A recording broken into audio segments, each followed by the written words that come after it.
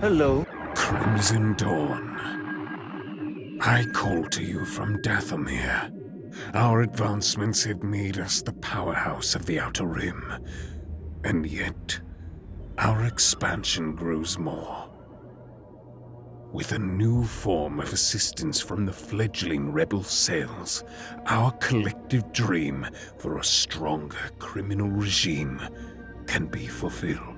I foresee even more clashes with the Galactic Empire, but we will grow from those wounds.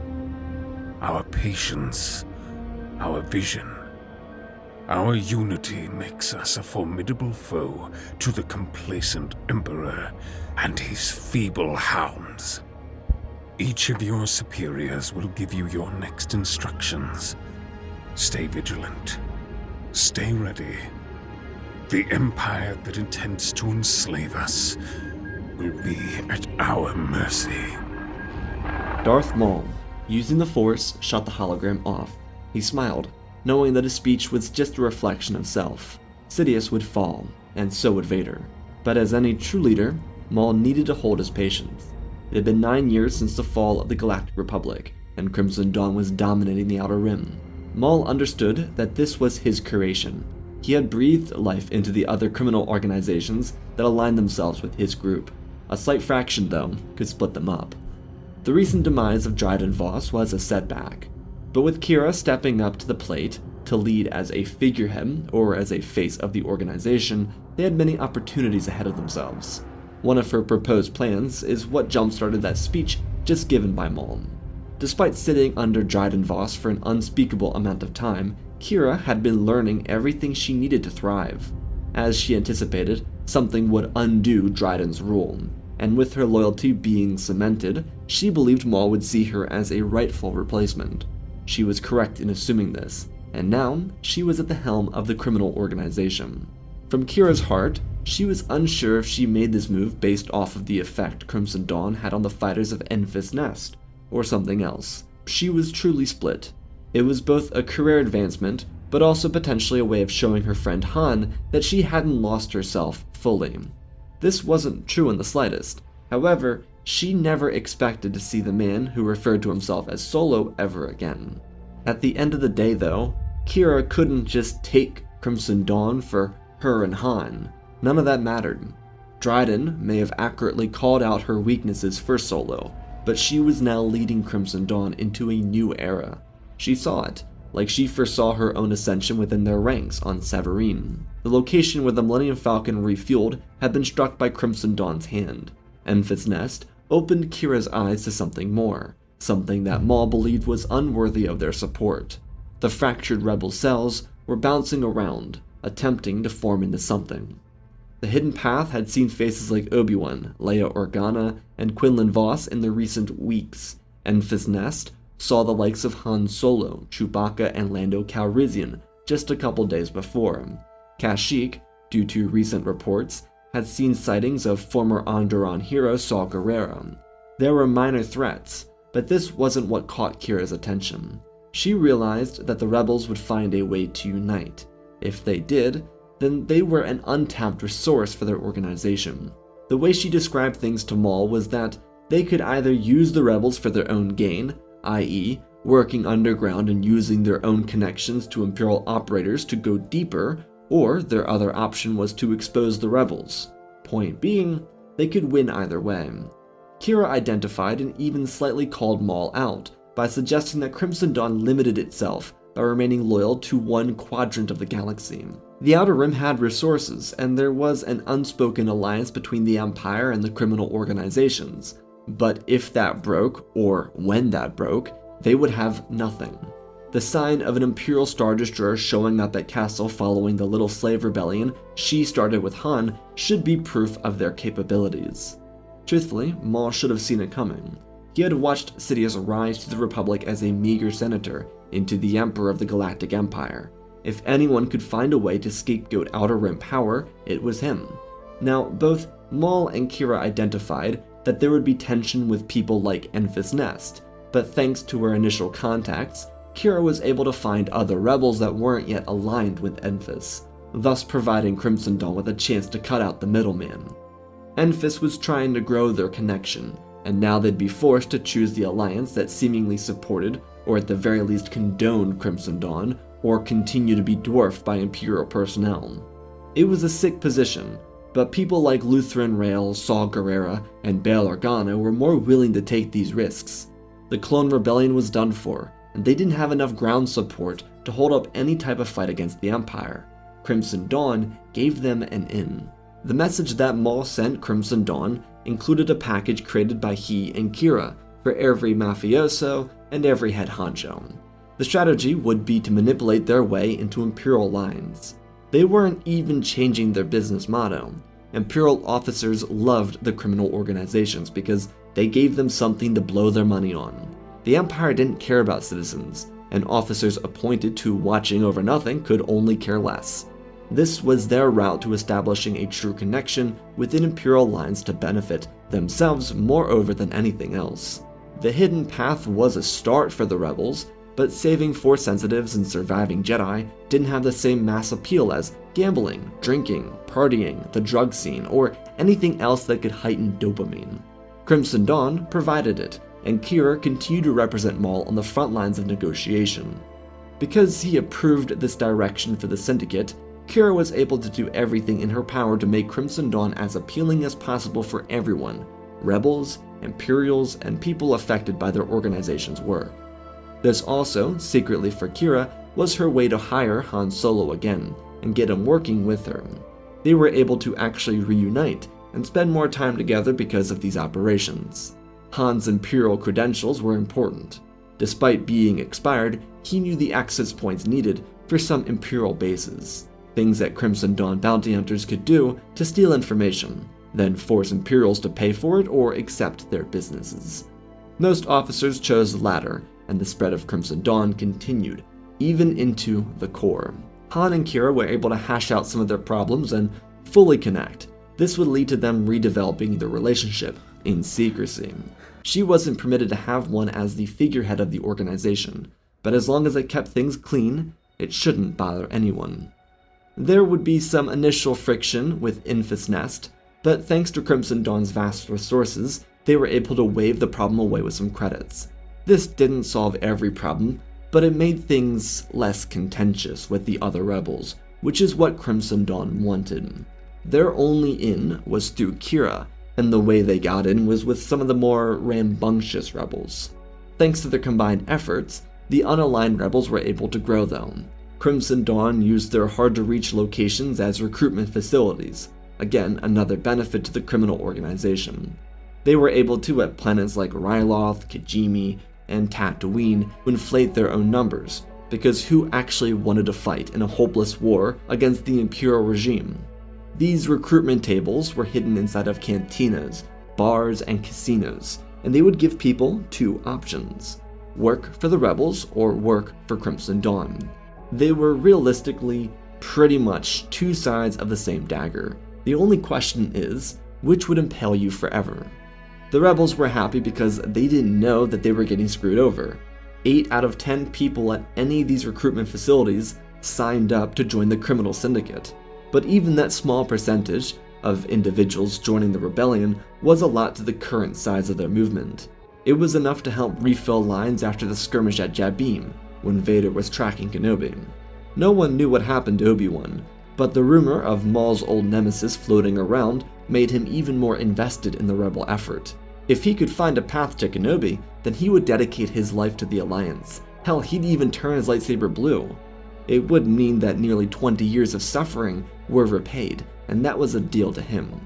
But unluckily for Maul, he wouldn't find Kenobi through the rebels, because no one inside the rebel cells knew where he went. Very few believed he had survived his encounter with Vader. This news made Maul loathe Palpatine's lapdog even more. About 8 months after continuous collaborative work, Bail Organa, the individual who brought Crimson Dawn into their ranks, set up an interaction between Mon Mothma and Darth Maul. It maybe wasn't the brightest idea ever, but they needed to interact because the vision of a united alliance was coming together. If they couldn't at the very least cooperate, then the rebels would have to hold off their unification for another couple of years, something no one believed they could do. When Mon Mothma was brought into the room with Maul, the air became stale. The two of them knew about the other through various methods. She knew that he served with the Sith, and she of course was not pleased with the whole criminal organization thing. That was a very tough sell on Mothma, but Bail was able to make it work. Maul, on the other hand, was just grumpy because he had to be here. Hello, Maul. It is a pleasure to meet you. I hope that our accommodations made you feel welcome here inside of Tantive 4. Oh yes, your ivory de chateau was quite elegant. I did save room for dessert, but seeing that you invited the late Onfritar, I suppose you won't be sharing. Well, next time we'll make sure the Corvette is outfitted like a luxury liner leaving Cantonica. Now, on to business. Unless you've got something else reamed up your back end. Oh no? Good. I did wish to thank you in person for the efforts your people have made to infiltrate Imperial facilities. The desert you speak of is already in the hands of Chira. A handsome payment I'm sure you'll use for some deranged activity. Though I do wish to ask about the potential of expansion, and perhaps a more harmonious approach to your operations. There are sentient lives at stake here, not just pawns on a board. You do have a fire in you. However, Senator, despite me wishing to accommodate those wishes, this is a criminal organization. Getting into Imperial territory does not come with the friendly demeanor that you have all come to enjoy at the capital. Though I can promise a more, what was it? Harmonious approach to things, if you will match my own demands.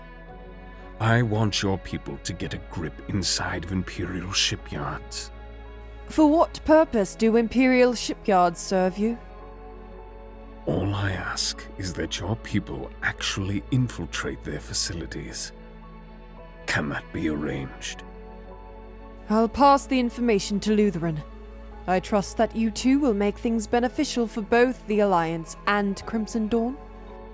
But of course, Senator. An awkward silence sat between the two of them for a moment, until Maul smiled with his yellow teeth and shot up, shooting her a nod and stepping away from the room. While his intentions were initially selfish, he would have to cover his tracks. Crimson Dawn intended to take Imperial supply ships and redistribute the materials at a premium, which they completed with their first few runs. But when Rebel operators got their noses involved, Maul redirected their captured resources to people in need, and this inadvertently led to Maul getting involved with something he didn't want to be a part of. A lot of Crimson Dawn's organizational positions was helping the Alliance get into places they couldn't have otherwise. This also was at a benefit for Crimson Dawn. But now that they were giving themselves supply ships and trying to use them, there were problems because the Alliance was eventually going to find out. On Zygeria, where the Slaver Empire was again attempting to restart, captured Imperial supply ships were brought. They were to support the population. Well, not exactly. The ships were already on their way to Zygeria because Maul and Crimson Dawn were going to sell their stolen goods from the Empire at an unnecessarily high price. Well, one of Mon Mothma's friends, Sabe, was reporting on Crimson Dawn activity, and almost found that they were attempting to fraud struggling people, thus meaning that they were going against Alliance customs. Instead, Maul and his merry band of criminals landed. The Zygerians came in to get their supplies or buy them, and Maul's people just started blasting. It was an instant firefight between the scum of the galaxy. The leader, though, ignited his crimson staff and swung forward. In the middle of a showdown between corrupt and somehow less corrupt, Maul was killing slavers. The battle was mostly fought down tight corridors inside the city, with civilians ducking out of the way and Zygerians attempting to use slavers for cannon fodder. But somehow, some way, the Crimson Dawn maniacs were able to avoid slaughtering these slaves. It wasn't an accident either. It was a concentrated effort to not be vile. Maul, on the other hand, engaged a couple of cat people, wielding light whips. They attempted to wrap them around his body and enslave him too, but he fended off their attacks with almost ease. With the force protecting him, he crushed a couple of windpipes and spun his way through their bodies, cutting them to pieces.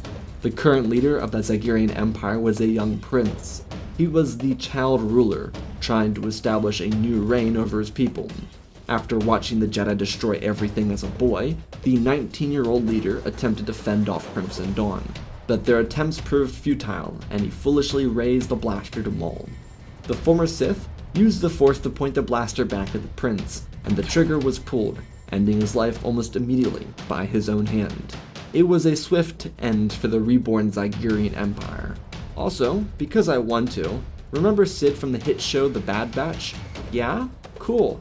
They gutted that Trandoshan slimeball, because she lived in the Zygerian capital. Not for any reason, but because the plot demanded that it happened. Bye-bye, Sid. Anyways, Maul, after the battle, tried to return to his ship, but he couldn't. Most of the population, which had been enslaved by the Zygerians, came out to thank him. He hated it. Actually, he loathed it. No, he despised it. He couldn't stand the fact that these people were surrounding him. But even through all the negativity in his head, there was still something enjoyable about the fact that people were thanking him for doing something right. Although Maul knew the truth about his intentions, he did use this as a chance to build his rapport with these people, trying to bring them into Crimson Dawn, obviously. Eventually, as he tried to escape the crowds of people, he encountered Sabe, who sent Mon's best wishes. The two of them would break off and hold a separate discussion at a local restaurant on the outskirts of the city. There, Maul would watch in agony as all of his supplies were deposited to people for free. They didn't eat at this restaurant because they didn't have food to give. But these two just spoke. Again, the rebels were taking his dessert, all selfish. But Sabe was gracious in Maul's attempts to make a change for the people of the galaxy. He may have not seen the significance of this moment, but freeing Zygeria gave the rebels a new planet of support. Slaves from planets across the Outer Rim and Mid-Rims that were brought to Zygeria to be slaves would speak about this experience. Many of them might join the rebels because of this. She was eternally grateful despite his austere demeanor. She and a number of other rebels would assist with delivering supplies to the people in need. From a distance, Maul would continue to watch. He couldn't tell if this was the right thing or not, but at least his relationship with the rebels hadn't been fractured. They could continue to exploit that relationship, perhaps for something even larger than a warship in the near future. Not long after his encounter on Zygeria, he would have a harrowing interaction with Darth Vader. Throughout Maul's time being aligned to the rebels, he found it insufferable being kind to Jedi. He loathed them. His entire life was built around hating them, and now he had to protect them, or at least be tolerant of them, and that was the most intolerable thing in the Force-forsaken galaxy for Maul. He had to just look at them, let them pass by without even gutting them like he easily could. But you know, they weren't so intolerable after all. In a similar incident to Zygeria, he confronted Vader by accident inside of one of the Imperial supply ships that Crimson Dawn stole. It was a total accident on both accounts. Fraudulent reports said that Kenobi would be inside the ship as a stowaway, but guess what? It was Darth Maul instead. And because the ship detached from the space station and went directly into hyperspace, the two of them were trapped. Their duel began when they turned the corners of the cargo bay and ran face first into each other. Well, with the high heels, Maul ran face first into Vader's chest. Darth didn't appreciate being called a wimp for getting height enhancers, because at least Maul stayed humble about his height. Vader raged to the cargo hull, and Maul combated the attack with his own angered assault. But something about this monster wasn't what Maul thought Skywalker would become. Unlike the Vader that lost to Kenobi twice, this version was patient and intense. Their duel slashed through crates of water, food, and other materials as Maul backpedaled away from his opponent. Eventually, even after trying to use darkness as his aid, Maul was unable to stop Vader's relentless pursuit. His cybernetic enhancements made him nearly impossible to stop. Maul spent a lot of time running and avoiding combat with Vader, only to separate the cargo bay once they arrived at their location. Luckily for the inhabitants, some of the cargo would be salvageable by the time it crashed down to the surface, but Vader had escaped before that. He was requested back to Coruscant before he could completely level another population just out of spite. This encounter didn't make Maul like the Jedi anymore, but it did make him semi-sympathetic to their struggles. For those who survived the temple, none of which being individuals that Maul had ever met, he couldn't imagine what they faced. If that was Vader inside of the suit, he couldn't imagine what he was without it. However, it did lead to him pondering how someone like Obi-Wan defeated that monster twice. He did find humor in the fact that they couldn't unite forces to destroy Sidious and Kenobi. It kinda sucked because that would be the perfect unifier for both Vader and Maul. But even the Zabrak knew that such potential scenarios were nearly impossible. Vader was a different monster than he. Maul really didn't appreciate getting dominated like that either. After 3 years of resistance against the Imperial machine, Crimson Dawn found itself at the choice between roads. Mon Mothma had sent him a hologram in the most recent days, and truthfully, he hadn't had the ability to listen to it. Maul felt compelled to abandon the rebellion. It was no longer split cells, it was a unified alliance, completed years before it would have ever come to fruition without the criminal organization. But Maul didn't know what to do. It had been nearly 14 full years since the fall of the Republic, and the rebellion was actually looking like it could make a difference in the galaxy. Due to their efforts, a lot of which coming from Kira, in all honesty, the rebellion was infiltrating high points within the ISB. Members from the Inquisitorius were former Jedi. Imperial officers dispatched intel to rebels. Mon Mothma was sitting on a reservoir of projects that the Empire planned to conduct, finish, or start. These included a list not limited to Necromancer, Cinder, Stardust, Warmantle, and Stellar Sphere. Yeah, the Alliance knew what all of these did, and they were actively siphoning through coordinates to undermine the Imperial machine at every turn. But this message, the one sitting in Maul's hands for days, would determine the effectiveness of the rebellion going forward. Maul could pull away from the Alliance, expose every asset within the rebellion, and get a lump sum of credits that could propel Crimson Dawn into the golden age of criminal activity, all supported from Imperial credits. But that was it. There was nothing more to gain from it, and for Maul that was perhaps the most regretful thing about it. He had gained some sense of compassion, but also knew that even if he tried to sell out the rebellion, the Empire would probably crush them too for cooperating. And it wasn't like Maul cared a whole lot about the people they were saving either. He enjoyed the recognition of good actions, but that was about it. People treated him like a hero, and truthfully he was only a profiteer. He didn't do the heavy lifting, and when he did, he was perceived as an idol. A Sith iteration of himself may have adored this attention. A pre-Siege of Mandalore version of himself may have relished in it. But at this stage in his life, it seemed superficial. He couldn't delineate if the people actually saw him as their hero. And so, because he didn't know if he could heartily betray the Alliance, he opened the hologram sent by Mon Mothma. Hello, Maul. I look forward to the next time we meet. But until then, I wish to extend my utmost gratitude, because you have given the rebel cells life. I find it even perplexing just thinking it. But I do wish that you could see what your actions have brought the Alliance. I've heard rumors that you disregard those who call you a hero. And maybe that's what you want. But Maul, whatever pain the Empire gave you, whatever scars you carry on your journey, they have transformed the lives of millions. I mostly just wanted to thank you for that. I hope to see you in Chira when the Alliance unifies for the first time in the coming weeks. You've inspired many who call themselves rebels. Maul's hand held the device and it slowly drooped, before falling out of his hand and landing on the ground. He would, in fact, not be there for the Alliance meeting. They had gathered a fearsome unit.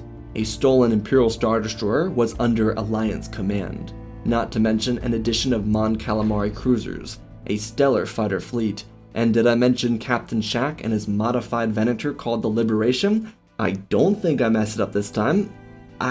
Hopefully I didn't. This showing of a fleet over the planet of Dantooine was proof that the rebels had the capability to take the fight to the Empire.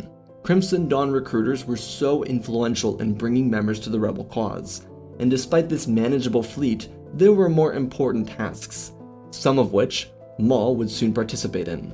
Thanks to Crimson and Alliance members serving the ranks of the Imperial military, they had access to top documents that only Imperials were meant to have. So they rolled out multiple legs of exposing these secrets to the population, all of this being conducted on the local planetary level. They would reveal this information, and people would react in a number of ways. Some would be angry, upset, fearful. Some would even attempt to retaliate against the rebels. But overall, news was spreading. This wasn't just focus on the Death Star, but projects that made the Empire an eternal entity, focused on galactic domination, not the betterment of society. This wasn't a cause that would lift people up, but subject them to terror, control them with weapons of mass destruction, and give them a manufactured sense of freedom established in a republic that died a long time ago. Even with Maul on the edge of making a decision, many people were aligned with Kira and Han, who became quintessential members of the organization, despite the relationship being secretive. Crimson Dawn gambling techniques helped expose corrupt Imperial officers and replace them with aligned members, or operatives, who reported back to the Alliance from positions they took from these corrupt Imperials. The thing is, Crimson Dawn was still running a successful underground network of corruption. It was seeping through the core too, which did negatively impact people, and that was the problem for everyone involved. Han tried to be tough about it, but he was Han Solo, someone with probably one of the biggest hearts in the galaxy. Kira was considering a split, stopping Crimson Dawn from hurting people through their criminal activities, so that she could make a bid for a more uniformed power in the future New Republic, as the Alliance deemed it would be called. And then Maul remained confused, split if you will. Well, his chance for true direction would come when he and Mon Mothma had yet another interaction, one based off the success of Crimson Dawn in the core. It was something started when they first aligned with each other, and this conversation would be again in the Tantive 4. Maul had by this point given up his chase for Kenobi, not even out of happiness or empathy, but simply because he didn't care anymore. It escaped his mind due to the overwhelming size of the conflict that sat before him. Did Crimson Dawn continue following piracy? Did it support a new republic? And all of that came together when he walked into the discussion room inside the Corvette. He walked in and bowed to Mon Mothma before speaking first. Leader of the Alliance, to what do I owe the pleasure of this interaction? It's nice to see you too, Maul. I wish to pose a question to you about your own interests in rebellious affairs. See, Crimson Dawn has given the Alliance 2 firm directions, both of which we intend to take at the same time.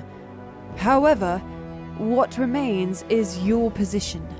A number of Jedi, rebels, and Crimson Dawn operatives have determined that they should go to Coruscant for the bubbling civil war. This conflict will surely see the most death and the most likely chance of losing one's life. Whereas, the alternative is the assault on the unfinished project Stardust. Reports show that Grand Admiral Thrawn will be visiting the superstructure with Moff Tarkin and Orson Krennic. This strike could deliver a crushing blow to Palpatine's regime. So that leads me to my question. Would you like to join the rebels on Coruscant, at Stardust, or would you prefer neither? I don't... Senator, I must be sincere. In my life, I have known nothing of the sort of camaraderie shared within the Alliance. I had my own indecisive considerations, how I might eradicate it. But my uncertainty has diminished. I see a path to something more. I see that whether I live or die, it should be done with honor and pride. I shall do that on the battlefields of Coruscant. We will destroy Palpatine. Well, Maul, champion of freedom, liberate the heart of the galaxy. We will be with you as one movement. Following their short conversation, Maul would load up with some of the other volunteers from Crimson Dawn. A lot of them saw the opportunity for profit in this. Their organization had its hands stretched deep into territory that would soon be owned by the Alliance, so they would be able to profit off of this little rebellion, because now they were in places that would be impossible to reach with the Empire in power. Due to Maul and Kira working tightly with rebel leadership, almost all of Crimson Dawn understood that they would screw over the Alliance when it was over. Not in a galactic domination way, but in the profit way. Just as Mon Mothma said though, the massive rebel fleet departed towards Scarif, where only 4 Star Destroyers were gathered: the Chimera, Tarkin's flagship, and the 2 ships defending Scarif's shield gate. But those 2 defense ships were on the opposite side of the planet, because the Death Star was orbiting Scarif like a moon would. On Coruscant and the lower levels, Maul would find the birth of revolution. These were people that had been sent here for initial covert ops suicide missions, but they survived, and now had the masses joining them. Maul never anticipated that success would come from their endeavors, so he was surprised to see them again, even more surprised to be welcomed by them. He supposed that they didn't think that they were actually going on suicide missions because they survived, and therefore thrived. So from their perspective, it must have been a case of Maul having genuine belief in their ability to succeed. Regardless, the leader of Crimson Dawn walked with a number of Resistance personnel, some of them being citizens, rebels from the Alliance, or Crimson Dawn mafiosos. They were a combined unit, and even though many members of Dawn believed that they could and would screw over the Alliance after the war, the people on Coruscant had no such beliefs. They were true comrades, fighting an oppressive evil. Crimson Dawn operatives had been transformed into true rebels. As they were explaining the current status of the Imperial military presence, they were attacked. Stormtroopers rained down from their gunships, and rebel fighters engaged back. Thanks to all the unchecked crime in the Coruscant underworld, everyone was prepared with their own blasters. They fired up into Imperial vessels. Some bursted into flames and collided with others nearby, as behind them, the Imperial Walker transports started flying down. AT-APs came first, getting dropped off in mid-air and slamming into the ground, but surviving impact and firing away. The Resistance fighters combined their efforts and went for the legs. They had spent the last several years preparing for this moment. With detonators destroying entire legs or just crippling the feet of these walkers, the first wave of the Imperial attack failed nearly instantaneously. Maul wasn't able to examine the troopers in their fullest, but he was able to get a clear understanding of the type of people he'd be fighting with while here. They were ready for this war, and the Empire was begging for it. With the first wave getting shredded, the Imperials brought more forces. This time, instead of it being defensive, the rebels activated their first counter. An explosion echoed out across the city, one that killed dozens of high-ranking Imperial officers and thousands of troopers. Crimson Dawn and rebel officers had been using their high-security clearances to give bombers a chance to plant nanotechnology inside the Imperial military complex. Think what Barriss did to the Jedi Temple hangar bay and multiply it by like 1,000. The explosion couldn't be seen, but it was heard, and at the same time, a group of local militia fighters engaged a group of unsuspecting stormtroopers at the landing grounds, for where they were preparing to start this assault. The entire Imperial military was being launched from a gathering zone. They tried to make a show of what would be the final destruction of the rebels on Coruscant, and now their best troopers were getting picked off from inside buildings and skyscrapers, with sharpshooters tearing down troopers unable to take cover. The troopers who were being fired on moved into chaos, trying to find who was killing them, just as the second wave breached the Resistance airspace. Blaster fire covered Coruscant, from top to bottom, and it also wasn't like Maul's band was especially low.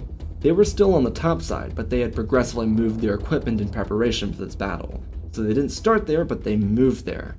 The Empire had unknowingly given up their greatest advantage, the high ground. The rebel ramparts were the perfect defense from the incoming gunships, but now with even more defense than before. This allowed Maul to engage the troopers when they landed. The landing zone for these Imperial gunships was tiny, especially with the destroyed AT-APs and gunships from the previous assault. So they were working with little room, and they had to get out of the way so that the AT-STs could land. The stormtroopers were immediately hit with gridlock though, and Maul was the key to all of it. He launched himself through their bodies, cutting people into pieces, and was supported by a firing line of well-trained rebel fighters. It was a mess, and the stormtroopers not only didn't make an advancement, but they made the landing zone so clustered that the AT-ST dropships had to turn around, making them even easier targets, and yeah, they were slaughtered too. As Maul joined other rebels, they made their move for the battle raging at the Imperial Gathering Zone just above. Across the galaxy at Scarif, 2 Imperial Star Destroyers outside of the very unfinished superstructure of Project Stardust were blitzed. Thrawn, Tarkin, and Krennic weren't even inside of their ships, so they had to watch the fight ensue from the command deck of the Death Star. They tried to call out orders for defensive operations, but no one had anything for them. They didn't have operational systems inside the Death Star because no one had any clue that the rebels knew about their position. The interim captains of both destroyers called for reinforcements, a call that Palpatine would hear and deploy the Kuat defense fleet to thwart, but Kuat was too far away, and for the time being, with the rebels bearing down on the miniature Imperial fleet and the Scarab force moving to intercept, the fate of the Death Star was all but sealed. Even though the rebels didn't have the personnel to operate their entire fleet, they had enough members to operate what mattered. Turbo cannons fired, X-Wings cut through TIE fighters, and Y-Wings crippled the 2-star destroyers. Captain Shack had a good cup of joe, and ordered the Spat cannon to target the Chimera's hangar bay, as next to him, Mon Calamari cruisers under the command of Admiral Radis unloaded everything they had into the other Imperial Star Destroyer. Both Star Destroyers were lost within the first 10 minutes of the rebels arriving, and now all weapons turned on the Death Star. Without proper shields, it was relatively defenseless, but the rebels knew that they didn't have the firepower to destroy it. Luckily, one of the Star Destroyers was disabled. It was operable, but disabled, and the crew was evacuating. So the rebels would use the Star Destroyer and a group of commandos to reconfigure the engines into ramming the ship into the superstation. Without the dish covering the interior of the station, the destroyer would be rammed through the opening and be the anchor to obliterating the Death Star. There would be no survivors either. Back on Coruscant, the rebels made their own assault, and it was going to the gathering zone. The Imperials with AT-STs, AT-ATs, and what Palpatine considered his best troopers fended off the initial strike from the insurgents.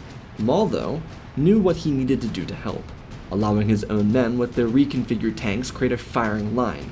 He rushed into Imperial ranks. While Maul was no longer his most productive self, he was still a violent killer, and really effective at it because he had seen a couple of these engagements in the past couple years. Maul sliced through unsuspecting stormtroopers, and used his cover fire to cut through the legs of the AT-ATs, which would drop on stormtroopers and kill them, while also destroying AT-STs in the way. And it also gave more ramparts for the rebels to use, the further they pushed. It truly felt like they would win this Coruscant civil war. That's why the rebels chose Coruscant, because it would be seen as the breaking point for the Empire. Uprisings were following suit all across the city. People were joining together to defeat the regime. This didn't come from anything but influence from the rebels. Their revelation tactics helped, but Crimson Dawn was the anchor of this mobilization. It was a combined effort that used gambling to show people that their lives shouldn't be controlled by metrics not in their favor. The vast use of gambling was shown as a reflection that their lives weren't in their control, only being manipulated by the Empire. It resonated with many people who lived under the skyscrapers, who only saw the sun once a day, for only a few short minutes or seconds. That on Coruscant was their fight. This was all of their fight, jumbled up into one movement, and just as things were looking good for the rebellion, they had another problem. The gathering zone where the main force was located was within eyeshot of the Senate building. It was within eyeshot of Palpatine's office too. He was watching it in amusement, but after the confirmed destruction of Stardust across the galaxy, he had enough and sent Vader to end this attack on their kind. So as Maul stood atop a fallen AT-AT and rallied together the troops for their final push against the Senate building, he was confronted by a thud. It was Vader, and without any words to be shared, they engaged. Maul didn't hesitate this time either. He knew what he was up against, and he would fight with all of his strength. The two of them collided lightsabers and bashed away at each other. The Elder Maul held his own, as stormtroopers tried to use Vader as a rallying point. The rebels were able to use the destroyed walkers, though, for cover, which aided them greatly against the elite training of the Stormtrooper Corps. The fight was brutal, and the rebels lost many, but it all, on this side of the city, hindered on Maul's fight with Vader. They continued to swing on each other. Vader's overpowering strikes knocked Maul off his balance, but he threw a piece of debris at Vader that lodged itself into his abdomen. Bad idea. Vader was now somehow angrier. Their blades collided again, Maul using both ends of his staff to keep the apprentice of Sidious away from him. But Vader was fearless, swinging back and forth, keeping each counter away from potentially hindering him. Maul used the Force to shove Vader back, but he only slid before cutting down a rebel who got too close. As Vader marched forward, the entire arena of combat between rebels, stormtroopers, Vader, and Maul silenced. The sound of a ship falling out of the sky caught all of their attention. An Imperial transport ship, typically used for traveling people, was diving down, and Sidious, who was watching the fight, noticed it only at the last second, because he spent the entire time trying to figure out why everyone had stopped fighting. Everyone looked up at him and watched the cruiser slam down into the main Senate chambers, sending an explosion pillowing into the air. Stormtroopers made one of two choices: retreat or try and fight in honor of their fallen emperor. Vader and Maul engaged again, as the stormtrooper numbers dwindled more and more by the minute. With rebel walkers, new ones being taken over and their own captured over the years, finally getting a chance to fire over the ramparts, the Imperials decided to run. Vader clashed with Maul, throwing him off balance again, and into a fallen AT-AT. Maul ducked and spun out of the way as Vader's blade cut through the fallen walker, as Maul drove his saber into Vader's side, where the wound already was. The Dark Lord of the Sith, the one true Sith left in the galaxy, grabbed Maul by the shoulder and slung his own saber straight through his chest. A shocked expression crossed Maul's face, and he stumbled, falling down to his knees, where he looked to his right and saw the Imperial flag burning. He could see the Emperor's death written across Imperial ranks. He had liberated the heart of the galaxy, and he now refused to give Vader the pleasure of his own defeat. Vader, at the same moment, would be electrocuted by stun rounds fired by the rebels. They wanted to torture him, make him feel the pain he gave them. But Vader was able to continue his swing. Maul's head would be removed and he would die, as Vader's fight for survival faded. The Empire had lost much of its best troopers, its top commanders, its leader, and its super project, all in the span of 24 hours. But that was not the end of their fight.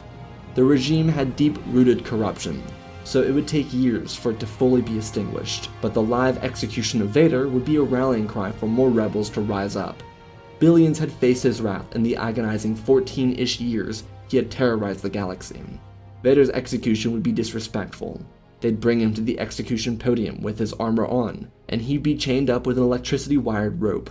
They would remove his armor from him, exposing the frail, little, weak man inside, and then without giving him the dignity of being seen, he'd be executed with the face mask of his helmet still on. This was not encouraged by Mothma or many of the other rebel leaders, but it was carried out against a man who did so much damage to society. The balance of Crimson Dawn sat in the hands of Kira. She had the opportunity to screw over the Alliance and continue growing the crime syndicate, but she, after holding a secret marriage with Han, would redesign Crimson Dawn to be an aid to the Alliance, no longer being a criminal organization.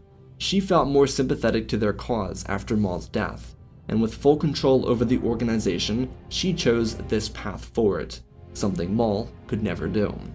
There were obviously some deserters, but they were lesser threats than turning against the galaxy openly. That really carried the most weight for her too. They were in tandem with the Alliance openly. If they betrayed all of that, then they would be exposing themselves to galactic-level threats from both the Empire, the Alliance, and everyone else who was affected by Imperial rule. So instead of betraying, Crimson Dawn operators working within the Empire were able to confuse and mangle directions for the crippled regime. It led to instant splits within the core, as coalitions formed to fight the rebels.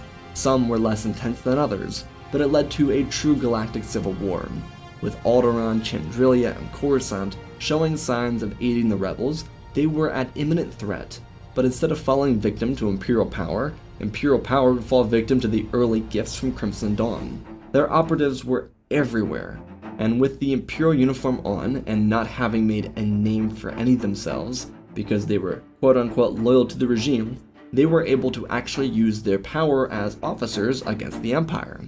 It was the unintentional genius of this movement. Almost everyone who got into Imperial officer uniforms for the Rebels and Crimson Dawn never showed themselves as allies of the Alliance. So they were frequently working quote-unquote on behalf of the Empire, but never showed that they were aligned with anyone else but the Empire.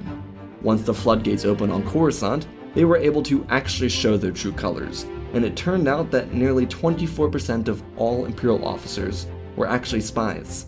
This went from captains to admirals, even a Moff.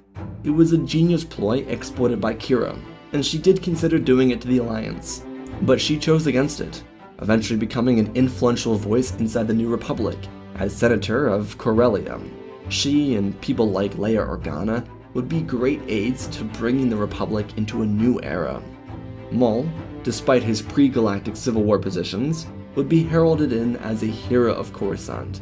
He wasn't able to see it, but in the years following his death, the end of the war and the rise of the New Republic, he would be recognized galaxy-wide as the liberator of the galaxy. And that, my friends, is our story. Again, special thanks to all the patrons, special thanks to Shay and Concordia Jedi for doing Mon Mothma and Darth Maul in this video. Go check them out, their links are down below in the description. Also, don't forget about the giveaway, 2 Venators, giving them away when I hit 150,000 subscribers. Gonna be huge, so excited. Otherwise, let's talk about the story. I wanted Maul to kind of be ambiguous throughout the entire story. That was kind of the intention. The intention was to see him beefing with Mon Mothma, have a little wholesome moment with her, and then when you're fighting with Vader and the Empire actually starts to run, you're like, oh, he's gotta live. Even with even being stabbed in the chest, he's gonna survive that. Well, he got decapitated, so I don't think he will. You never know. Maul has somehow survived before, so maybe he'll do it again. But he's Sisyphus. He's rolling a stone up a hill, and he never gets to the top. And that's what it is here. And it also was kind of subtly turning him into a reluctant hero. With Han being referenced so much in the story and kind of taking a more heroic standpoint, I thought it made more sense for Maul to kind of become this reluctant hero. Someone who's like, I don't know, like, I kind of wanted us to go into Coruscant thinking like, oh, Maul might still betray the Alliance after the fact, but he doesn't survive. And in a way, he still could have betrayed the Alliance. It's kind of like its own what if in the story. It's like, does he betray the Alliance in the end? I don't know. What do you think? A little bit tragic, but I think Shay and Concordia Jedi did a fantastic job bringing Mon and Maul to life for this video and giving them much more in-depth personalities. So, hope you all enjoyed. I love you all, spread the love, and always remember, my friends, may the Force be with you.